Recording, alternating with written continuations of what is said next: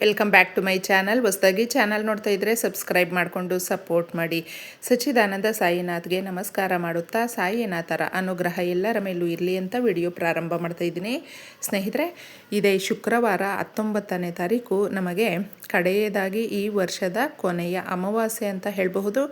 ಈ ಅಮಾವಾಸ್ಯೆಯನ್ನು ನಾವು ಕ್ಲೀನಾಗಿ ಈ ಪರಿಹಾರಗಳ ಮುಖಾಂತರ ಸಮಸ್ಯೆಗಳನ್ನು ಬಗೆಹರಿಸ್ಕೊಂಡ್ರೆ ಮುಂದಿನ ವರ್ಷ ಅನ್ನುವಂಥದ್ದು ಸುಖದಾಯಕವಾಗಿರುತ್ತೆ. ಬರುವಂಥ ಯಾವುದೇ ರೀತಿಯಾದಂಥ ಸಮಸ್ಯೆಗಳಾಗಿದ್ದರೂ ಕೂಡ ದೇವರ ಅನುಗ್ರಹ ಅನ್ನೋದು ಅದರ ಜೊತೆ ಕೂಡ ನಮಗೆ ಸಿಗುತ್ತೆ ಅಂತ ಹೇಳಬಹುದು. ಮನುಷ್ಯನಿಗೆ ಬರುವಂಥ ಸಮಸ್ಯೆಗಳನ್ನು ಹೋಗಲಾಡಿಸೋದಕ್ಕೆ ಒಂದೊಂದು ದಿನ ಒಳ್ಳೆಯದ್ದು ಕೆಟ್ಟದ್ದು ಅತಿಥಿ ವಾರ ಪ್ರತಿಯೊಂದು ಕೂಡ ಮುಖ್ಯ ಆಗುತ್ತೆ. ಆದರೆ ನಾವು ಇವುಗಳನ್ನು ನಂಬಿಕೆ ಇಟ್ಟು ಮಾಡಿಕೊಂಡಾಗ ನಮ್ಮ ಎಷ್ಟೇ ದೊಡ್ಡ ಕಠಿಣ ಸಮಸ್ಯೆಗಳಿದ್ದರೂ ಅದರಲ್ಲೂ ಅಮಾವಾಸ್ಯೆ ಅನ್ನುವಂಥದ್ದು ಅದಕ್ಕೆ ಶಕ್ತಿ 100ರಷ್ಟು ಇರುತ್ತೆ. ಅಮಾವಾಸ್ಯೆ ದಿನಗಳಲ್ಲಿ ನಮಗೆ ಎಷ್ಟೇ ದೊಡ್ಡ ಕಷ್ಟ ಇದೆ, ನಮ್ಮ ಕಣ್ಣೀರನ್ನು ಯಾರೂ ಒರೆಸ್ತಾ ಇಲ್ಲ, ನಮ್ಮ ಸಮಸ್ಯೆಗಳು ನಮಗೇನೆ ದೊಡ್ಡದಾಗಿದೆ ಅಂತ ನಾವು ಭಾವಿಸ್ತಾ ಇರ್ತೀವಿ. ಅಂತಹ ಸಂದರ್ಭಗಳಲ್ಲಿ ಮಾಡಿಕೊಳ್ಳುವಂಥ ಪರಿಹಾರಗಳು, ನೀವು ಬಿಸ್ನೆಸ್ ಮಾಡ್ತಾ ಇರಬಹುದು ಅಥವಾ ಸಣ್ಣ ವ್ಯಾಪಾರ ಮಾಡ್ತಾ ಇರಬಹುದು, ನಿಮ್ಮ ಜೀವನ ನಡೆಸೋದಕ್ಕೆ ಏನೋ ಕಷ್ಟಪಡ್ತಾ ಇರಬಹುದು, ಆ ಕಷ್ಟ ಜಾಸ್ತಿ ಆಗಿದೆ, ಯಾರೂ ಸಹಾಯಕ್ಕಿಲ್ಲ, ಮನೆಯಲ್ಲಿ ಯಾವಾಗಲೂ ಒಂದಲ್ಲ ಒಂದು ರೀತಿಯಲ್ಲಿ ತೊಂದರೆಗಳು, ಕಿರಿಕಿರಿ, ಅಸಹಾಯಕತನದಿಂದ ನಾನು ಇದನ್ನೆಲ್ಲ ಸಹಿಸ್ಕೊಳ್ತಾ ಇದ್ದೀನಿ, ಯಾಕಪ್ಪ ನಮಗೆ ಈ ರೀತಿ.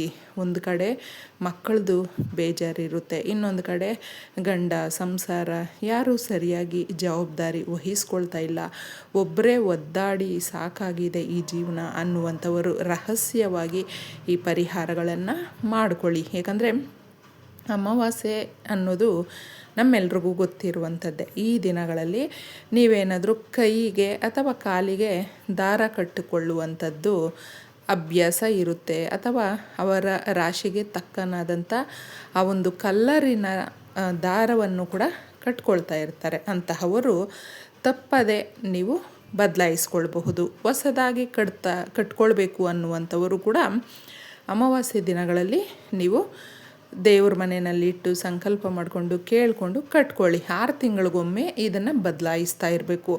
ಯಾವುದೇ ರೀತಿಯಾದಂಥ ಶಕ್ತಿ ಅನ್ನೋದು 6 ತಿಂಗಳ ಮೇಲೆ ಇರೋದಿಲ್ಲ. ಅದಕ್ಕೋಸ್ಕರ ಹೊಸದಾಗಿ ಕಟ್ಕೊಳ್ಳಿ. ಚಿಕ್ಕ ಮಕ್ಕಳಿಗೂ ಕೂಡ ನೀವು ಕಟ್ಟುವಂಥದ್ದಾದರೆ ಆ ದಿನಗಳಲ್ಲಿ ಕಟ್ಕೊಳ್ಬಹುದು. ಯಾವುದೇ ರೀತಿಯಾದಂಥ ದೃಷ್ಟಿದೋಷಗಳು ಹಾಗೂ ಆರೋಗ್ಯ ಸಮಸ್ಯೆಗಳು ಅನ್ನುವಂಥದ್ದು ಬರೋದಿಲ್ಲ, ಕಾಡೋದಿಲ್ಲ. ಇದನ್ನು ಮಾಡ್ಕೊಂಡಾದಮೇಲೆ ತದನಂತರ ನಾವು ಮನೆಯನ್ನು ಕೂಡ ಒರೆಸ್ಕೊಳ್ಬೇಕಾದ್ರೆ ಈ ವಸ್ತುಗಳನ್ನು ಹಾಕಬೇಕು. ನಾವು ಸ್ನಾನ ಮಾಡುವಂಥ ನೀರಿಗೂ ಕೂಡ ಇದನ್ನು ಬೆರೆಸ್ಕೊಂಡು ಸ್ನಾನ ಮಾಡೋದ್ರಿಂದ ನಮ್ಮ ಮನೆಯಲ್ಲಿರುವಂಥ ದರಿದ್ರ ದೂರ ಆಗುತ್ತೆ. ಮನುಷ್ಯನಿಗೆ ಇರುವಂಥ ದರಿದ್ರಗಳನ್ನು ಕೆಲವೊಬ್ಬರು ದೂರ ಮಾಡ್ಕೊಳ್ಳೋದು ಬಹಳ ಕಷ್ಟ ಅಂತ ಅಂದ್ಕೊಳ್ತಾರೆ. ಆದರೆ ನಾವು ಕೆಲವೊಂದು ದಿನ ಬಿಟ್ಟು ಇನ್ನು ಮಿಕ್ಕಿದ ದಿನಗಳಲ್ಲಿ ಏನಾದರೂ ನಾವು ಮಾಡುವಂಥ ಸ್ನಾನ ಇರಬಹುದು, ಹಾಗೆ ನಾವು ಮನೆಗೆ ಯಾವ ರೀತಿ ಕ್ಲೀನ್ ಮಾಡ್ಕೊಳ್ತೀವಿ ನೋಡಿ, ಅದರಲ್ಲೇ ನಮ್ಮ ಅಭಿವೃದ್ಧಿ ಅನ್ನುವಂಥದ್ದು ಇರುತ್ತೆ. ಸ್ನೇಹಿತರೆ, ಇದನ್ನು ಫಾಲೋ ಮಾಡಿದ್ರೆ ಸಾಕು. ತುಂಬ ದೊಡ್ಡ ದೊಡ್ಡ ಕಷ್ಟಗಳು ಅಂತ ಹೇಳಿದ್ರು ಈ ಸಣ್ಣ ಪರಿಹಾರಗಳಲ್ಲೇ ನಮಗೆ ರಿಸಲ್ಟ್ ಸಿಗುತ್ತೆ. ಇನ್ನು ಬೇವಿನ ಮರ ಅನ್ನುವಂಥದ್ದು ನಮಗೆ ಗೊತ್ತಿರುವಂಥದ್ದು ದೇವತೆಗಳು, ಅದು ಶಕ್ತಿ ದೇವತೆ ದುರ್ಗಾ ಮಾತೆ ನೆಲೆಸಿರುವಂಥ ಬೇವಿನ ಮರದ ಹತ್ರ ಯಾವುದೇ ರೀತಿಯಾದಂಥ ಮೊದಲ ಕಾಲದಲ್ಲೆಲ್ಲ ಕೂಡ ಈ ತಂಪಾಗಿ ಗಾಳಿ ಬೀಸುವಂಥದ್ದು ಹಾಗೂ ಮನಸ್ಸಿಗೆ ಯಾಕೋ ಕಷ್ಟ ಇದೆ ಅನ್ನುವಂಥ ಸಂದರ್ಭಗಳಲ್ಲೆಲ್ಲ ಜಾಸ್ತಿ ಬೇವಿನ ಮರಗಳನ್ನು ನೆಟ್ಕೊಳ್ತಾ ಇದ್ದರು. ಅದ್ರ ಕೆಳಗಡೆ ಕೂತ್ಕೊಂಡ್ರೆ ಸಾಕು, ಎಷ್ಟೋ ಸಮಾಧಾನ ಆಗಿಬಿಡುತ್ತೆ ಸ್ನೇಹಿತರೆ. ಅಷ್ಟು ಶಕ್ತಿದಾಯಕವಾಗಿರುವಂಥ ಬೇವಿನ ಮರದ ಹತ್ರ ಇದೊಂದನ್ನು ಎಸೆದ್ಬಿಟ್ಟು ಬನ್ನಿ. ಯಾವುದು ಅಂತ ಹೇಳ್ತೀನಿ. ಮೊದಲು ಮನೆ ಒರೆಸ್ಕೊಳ್ಳೋದಕ್ಕೆ ಸ್ವಲ್ಪ ಕಲ್ಲುಪ್ಪನ್ನು ಹಾಗೂ ಅರಿಶಿಣವನ್ನು ಹಾಕಿ ನೀವು ಮನೆಯನ್ನು ಕ್ಲೀನಾಗಿ ಒರೆಸ್ಕೊಂಡು ಬಿಡಿ. ಮೂಲೆ ಮೂಲೆಗಳಲ್ಲೂ ಕೂಡ ಈ ನೀರನ್ನು ಹಾಕಿ ನಾವು ಒರೆಸ್ಕೊಳ್ಳೋದ್ರಿಂದ ನಮ್ಮ ಮನೆಯಲ್ಲಿರುವಂಥ ನಕಾರಾತ್ಮಕ ಶಕ್ತಿಗಳೆಲ್ಲವೂ ಕೂಡ ದೂರ ಆಗುತ್ತೆ. ನಕಾರಾತ್ಮಕ ಶಕ್ತಿಗಳು ಅಂದರೆ ಯಾರಾದರೂ ಬಂದು ಹೋಗಿರ್ತಾರೆ, ಅವರು ನಮ್ಮ ಮನೆಯನ್ನು ನೋಡಿ, ನಮ್ಮನ್ನು ನೋಡಿ ಅಥವಾ ದೂರದಿಂದನೇ ನಮ್ಮ ಬಗ್ಗೆ ಹೇಳಿಕೊಂಡು ಅವರು ಕಷ್ಟಪಡ್ತಾ ಇರ್ತಾರೆ, ಅಳ್ತಾ ಇರ್ತಾರೆ. ಅದೆಲ್ಲವೂ ನೆಗೆಟಿವ್ ರೂಪದಲ್ಲಿ ನಮಗೆ ಪಾಸ್ ಆಗ್ತಾ ಇರುತ್ತೆ. ಅದನ್ನು ಹೋಗಲಾಡಿಸೋದಕ್ಕೆ ಈ ಪರಿಹಾರ. ಸ್ನಾನದ ನೀರಿಗೆ ಒಂದು ಚಿಟಿಕೆಯಷ್ಟು ನೀವು ಅರಿಶಿಣವನ್ನು ಹಾಕಿ ತಲೆಗೆ ಸ್ನಾನ ಮಾಡುವಾಗ ಮುಖ್ಯವಾಗಿ ನೀವು ಕಲ್ಲುಪ್ಪನ್ನು ನೋಡಿ ಹಾಕ್ಕೊಳ್ಳಿ. ಸಾಕಷ್ಟು ಜನಕ್ಕೆ ಜಾಸ್ತಿ ಏನಾದರೂ ಹಾಕ್ಕೊಂಡ್ರೆ ಏರ್ ಫಾಲ್ ಆಗುತ್ತೆ. ಅದನ್ನೆಲ್ಲ ನೋಡ್ಕೊಂಡಿದ್ದೇ ನೀವು ಮಾಡ್ಕೊಳ್ಬೇಕಾಗುತ್ತೆ ಸ್ನೇಹಿತರೆ. ಏನು ಹೇಳಿದ್ದೀವಿ ಅಂತ ಜಾಸ್ತಿ ಎಲ್ಲ ಹಾಕ್ಕೊಳ್ಳೋದಕ್ಕೆ ಹೋಗಬಾರ್ದು. ಇನ್ನು ಮುಖ್ಯವಾಗಿ ಬೇವಿನ ಮರದ ಹತ್ತಿರ ಇದನ್ನೊಂದು ನೀವು ಹಾಕ್ಬಿಟ್ಟು ಬಂದರೆ ನಿಮ್ಮ ಇಷ್ಟಾರ್ಥಗಳು ನೆರವೇರುತ್ತೆ. ಮನೆಯಲ್ಲಿರುವ ಕಷ್ಟಗಳು ದೂರ ಆಗುತ್ತೆ. ಗಂಡ ಹೆಂಡತಿಯ ಜಗಳ ಕಿರಿಕಿರಿ ದೂರ ಆಗುತ್ತೆ. ಮಕ್ಕಳ ಸಂಬಂಧ ಚೆನ್ನಾಗಿರುತ್ತೆ. ಒಂದು ಹಾಳೆಯನ್ನು ತಗೊಳ್ಳಿ, ಅದರಲ್ಲಿ ನಿಮ್ಮ ಕೋರಿಕೆ ಅಥವಾ ನಿಮ್ಮ ಸಮಸ್ಯೆ ಒಂದೇ ಒಂದು ಬರೆದುಬಿಡಿ.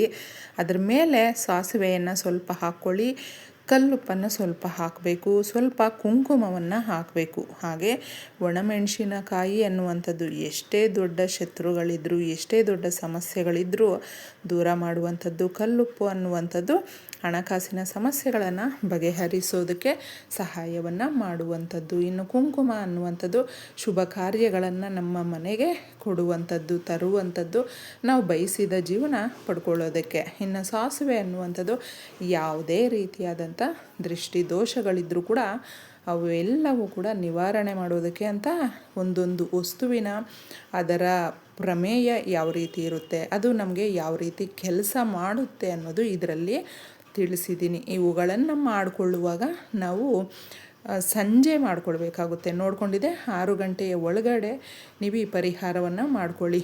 ಮನೆಯ ಹತ್ರನೇ ಇದೆ ನಮಗೆ ಅಂತ ಹೇಳಿದ್ರೆ ಮನೆಯ ಹತ್ರ ಇರುವಂಥ ಯಾವುದೇ ರೀತಿಯಾದಂಥ ಮರಗಳ ಹತ್ರ ಹೋಗಬೇಡಿ. ನಮಗೆ ಸ್ವಲ್ಪ ದೂರದಲ್ಲೇ ರಸ್ತೆ ಪಕ್ಕದಲ್ಲಿ ಆ ಕಡೆ ಈ ಕಡೆ ಇರುತ್ತೆ. ಅವುಗಳನ್ನು ನೋಡಿಟ್ಕೊಂಡಿದ್ದೆ ಈ ಪರಿಹಾರವನ್ನು ಮಾಡ್ಕೊಳ್ಳಿ. ಅದನ್ನು ಫೋಲ್ಡ್ ಮಾಡಿ ಪೊಟ್ನ ಕಟ್ಬಿಟ್ಟು ತಗೊಂಡೋಗಿ ಮರದ ಹತ್ರ ನಿಂತ್ಕೊಂಡು ಕೇಳ್ಕೊಳ್ಳಿ, ನಮಗಿರುವಂಥ ಸಮಸ್ಯೆಗಳನ್ನು ಬಗೆಹರಿಸು. ಮುಂದಿನ ವರ್ಷ ನಮ್ಮ ಸಂಸಾರ, ನಮ್ಮ ಕುಟುಂಬ, ನಮ್ಮ ಮನೆ, ಮಕ್ಕಳು ಎಲ್ಲರೂ ಚೆನ್ನಾಗಿರಬೇಕು. ನಾವು ಅಭಿವೃದ್ಧಿಯ ದಾರಿ ನಮಗೆ ಕಾಣಿಸ್ಬೇಕು. ಇರುವಂಥ ಕಷ್ಟಗಳು ಹೋಗಿ ಸುಖದಾಯಕವಾದ ದಿನಗಳು ಬರಬೇಕು. ಈ ರೀತಿ ಒಳ್ಳೆ ಕೆಲಸ ಸಿಗಬೇಕು. ಈ ಥರ ಏನಾದರೂ ನಿಮ್ಮ ಕೋರಿಕೆ ಇದ್ದರೂ ಕೂಡ ಅದನ್ನು ಕೇಳಿಕೊಂಡಿದ್ದೆ ಇದನ್ನು ನೀವು ಅಲ್ಲಿ ಎಸೆದು ಬಿಟ್ಟು ಸೀದಾ ವಾಪಸ್ ಬರುವಾಗ ತಿರುಗಿ ನೋಡೋದಕ್ಕೆ ಹೋಗಬೇಡಿ. ಒಬ್ಬೊಬ್ಬರು ಕ್ಯೂರಿಯಸ್ಗೆ ತಿರುಗಿ ನೋಡಿಬಿಡ್ತಾರೆ. ಆ ಥರ ತಿರುಗಿ ನೋಡೋದಕ್ಕೆ ಹೋಗಬೇಡಿ. ಯಾಕಂದರೆ ತಿರುಗಿ ನೋಡಿದ್ರೆ ಮತ್ತೆ ನಮ್ಮ ಸಮಸ್ಯೆಗಳು ನಮ್ಮ ಹಿಂದೆನೇ ಅದು ಫಾಲೋ ಮಾಡ್ಕೊಂಡು ಬರುವ ರೀತಿ ನಮಗೆ ಅದು ಭಾಸ ಆಗುತ್ತೆ. ಅದಕ್ಕೋಸ್ಕರ ಇವುಗಳನ್ನು ಮಾಡಿಕೊಳ್ಳುವಾಗ ಎಚ್ಚರಿಕೆಯಿಂದ ಹಾಕಿಬಿಟ್ಟಿದೆ ನೀವು ವಾಪಸ್ ಬಂದು ಕೈ ಕಾಲು ಮುಖ ತೊಳ್ಕೊಂಡು ಇನ್ನು ನಿಮ್ಮ ಪಾಡಿಗೆ ನೀವು ಇರುವಂಥ ಕೆಲಸಗಳನ್ನು ಮಾಡ್ಕೊಳ್ಬಹುದು. ಇದನ್ನು ಅಮಾವಾಸ್ಯೆ ದಿನ ಮಾಡ್ಕೊಳ್ಳಿ. ನಿಮ್ಮ ಇಷ್ಟಾರ್ಥಗಳು ಎಲ್ಲವೂ ಕೂಡ ನೆರವೇರುತ್ತೆ ಸ್ನೇಹಿತರೆ. ಸುಲಭವಾಗಿರುತ್ತೆ, ತುಂಬ ಶಕ್ತಿದಾಯಕವಾಗಿರುತ್ತೆ. ಎಲ್ರಿಗೂ ಕೂಡ ಒಳ್ಳೆಯದಾಗಲಿ. ಧನ್ಯವಾದಗಳು.